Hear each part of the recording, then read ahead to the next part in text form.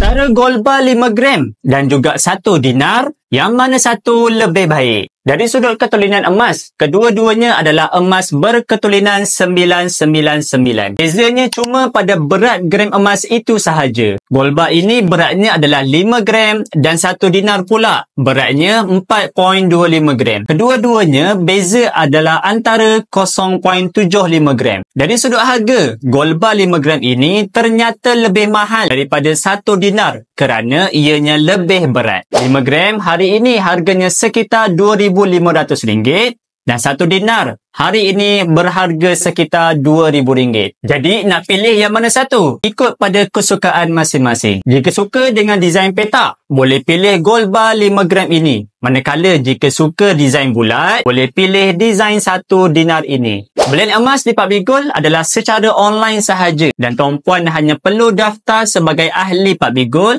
tanpa ada sebarang charge. Tuan-puan boleh pilih untuk buat belian terus jika ada wang tunai yang cukup, ataupun boleh pilih untuk menyimpan di dalam akaun Emas Gap mengikut bajet masing-masing. Sehinggalah tuan-puan capai gram emas yang tuan-puan mahukan. Kemudian tuan-puan boleh arahkan sahaja sistem untuk hantar emas-emas ini ke alamat tuan-puan. Bagi yang berminat untuk dapatkan emas Pak Bigul ini, sama ada belian terus ataupun menabung sikit-sikit dalam akaun Gap, boleh rujuk pin video tutorial di profil. InsyaAllah saya bantu sebaiknya.